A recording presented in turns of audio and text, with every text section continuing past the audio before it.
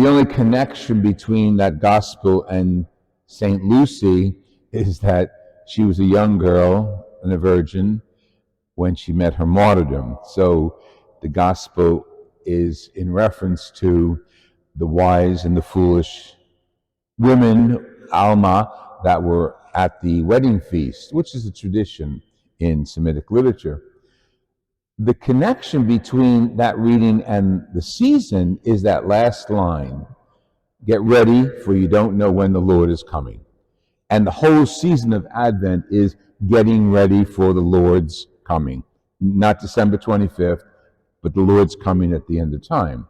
And we renew that preparation every year, every Advent, to remind ourselves that we should always be ready for when the Lord comes. Always be ready as if he's going to come today or tomorrow, the hour we don't know. St. Lucy. From my Italian background, I've always had a devotion to Santa Lucia. She is a Sicilian woman, young girl, in 305 who met her martyrdom under the reign of the Emperor Diocletian.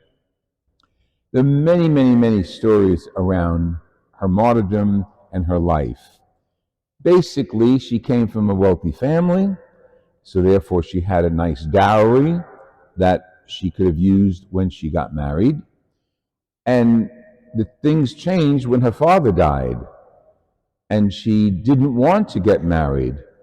She wanted to use her dowry to take care of the poor. Her mother didn't buy that. So she was espoused to a pagan. She was engaged to a pagan. And she refused to acquiesce to his advances, and she was then thrown into prison. They weren't free times. They were times of occupation, Roman occupation of all of the Roman Empire, and of course Sicily was part of Italy and under occupation under Diocletian. In prison, and the story goes on, there's various legends that go with that. In prison, they try to kill her. They put her into a fire. She refused to burn. They were going to pull her away and have her dragged through the town by carts of bulls. They couldn't move her.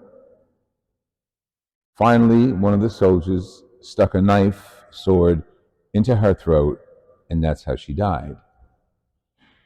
Prior to her dying, the legend is that the man that she was going to marry, against her will, was in love with her eyes. And this is the story that came down to me from my grandmother, who is from the area in which Santa Lucia comes from. She's in Siracusa. My grandmother's family was in Catania and Palermo. It's a little island of Sicily, so everybody knows everybody. And what happened was, the soldier who wanted to marry her said, I can't live without you. Your eyes are so beautiful. Your eyes, I dream of them every night, and I have to marry you. And Lucia said, no. There's two versions of what happened then. One, before she was martyred, her eyes were gouged out by the soldiers. The other version was, in order to stop being suited by this soldier, she took out her own eyes, put them on a plate, and sent them to him. Neither one is very attractive. But with that tradition, she became associated with people who suffer from any ailment of their eyes, including blindness. And many, many miracles were associated with her. Her body was buried, of course, in Siracusa. Then, in the course of history, and this happens with a lot of the saints, elements of her body, maybe the bones, were taken to another church and to another country. to the point where in Scandinavia, Santa Lucia is highly, highly praised. And the girls in the Scandinavian countries on this day process around the streets wearing white, symbol of her virginity, with crowns of candles on their heads. The candles being her name, Lucia, light, in the darkness of winter, in the darkness of December. The legends and the attributions to Santa Lucia are numerous. Usually she is pictured with a plate bearing two eyes. Once she had given her eyes away at death, her eyes came back. So she was buried whole. And the other attribution is a palm branch that she always holds, symbolizing her martyrdom. She usually has a little crown on, symbolizing the family's wealth. So here we have Santa Lucia, St. Lucy, an inspiration to, I want to say, to young women to live their lives fully with their eyes on the prize that they want to marry or on Jesus if they choose not to marry. She's a good symbol for us, to someone who holds on to her faith and is not threatened, even though she met martyrdom. She kept her faith. She kept her loyalty to Christ.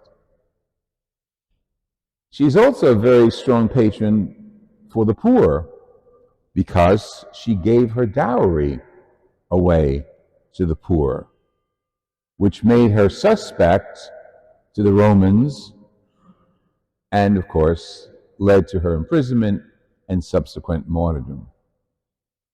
Santa Lucia is also the patron of sailors and bread.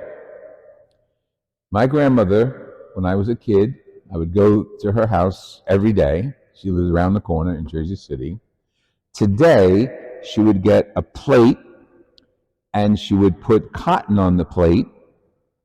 She would sprinkle wheat on it and water it and put it in a dark place. I can tell you exactly where she put it, behind the couch in her bedroom, so it would grow.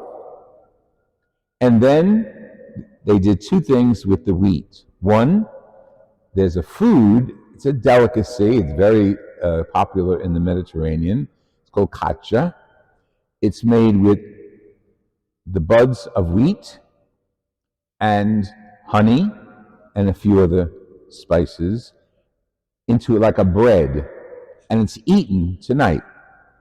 So in Sicily, I'm sure they're using that, and of course in Turkey and other areas of the world in which he was very popular, they're using that. And there's a version of that that they eat in Scandinavia. She also is associated with the sea because there was a miracle in which Sicily was undergoing a drought and nothing was growing. And the sailors saw a ship coming in, and at the head of the ship was Santa Lucia. The ship came in, and it was filled with bags of wheat, where the people could take it, plant it, and grow it into bread. Numerous miracles associated with her, legends and miracles. The legends we can't confirm, but the miracles we can. And today we celebrate and wear red in her honor because she gave her life for what she believed, Christ.